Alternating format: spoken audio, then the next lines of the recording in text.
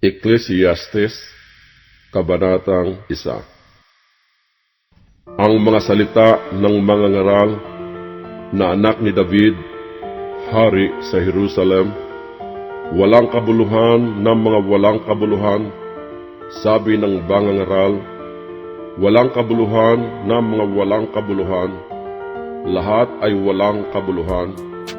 Anong pakinabang mayroon ang tao sa lahat ng kaniyang gawa na kaniyang ginagawa sa ilalim ng araw?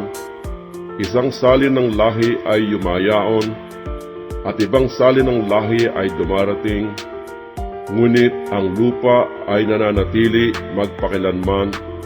Ang araw naman ay sumisikat, at ang araw ay lumulubog, at nagmamadali sa dakong sinisikatan nito. Ang hangin ay yumayaon sa dakong timugan at pumipihit sa hilagaan at laging pumipihit na patuloy, at ang hangin ay buwabalik uli ayon sa kanyang pihit.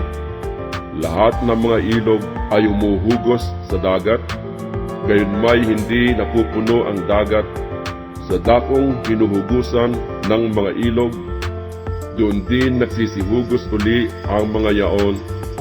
Lahat ng mga bagay ay puspos ng pag-aalapaap, hindi maisasaysay ng tao.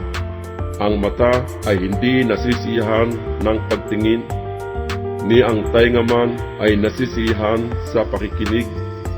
Yaong nangyari ay siyang mangyayari, at yaong nagawa ay siyang magagawa, at walang bagong bagay sa ilalim ng araw. May bagay ba na masasabi ang mga tao, tingnan mo, ito'y bago? Nayari nga sa mga panahon na una sa atin, walang alaala sa mga dating lahi, ni magkakaroon man ng alaala sa mga huling salin ng lahi na darating, sa mga yaon na darating pagkatapos. Akong mangangaral ay naging hari sa Israel, sa Jerusalem, at inihilig ko ang aking puso na hanapin at siyasatin sa pamamagitan ng karunungan ang lahat na nagawa sa silong ng langit. Mahirap na pagdaramdam na ito ang ibinigay ng Diyos sa mga anak ng mga tao upang pagsanayan. Aking nakita ang lahat na gawa na nagawa sa ilalim ng araw, at narito, lahat ay walang kabuluhan at nauuwi sa wala. Ang baluktot ay hindi matutuwid, at ang kulang ay hindi mabibilang.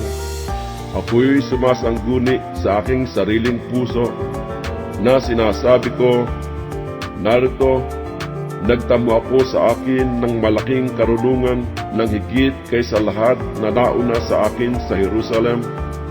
Oo, ang puso ko'y nagtaglay ng malaking kabihasnan sa karunungan at kaalaman, at inihilig ko ang aking puso na makaalam ng karunungan at makaalam ng kaululan at ng kamangmangan. Aking nahalata na ito man ay nauuwi sa wala, sapagkat sa maraming karunungan at maraming kapanglawan, at siyang nananagana sa kaalaman ay nananagana sa kapanglawan.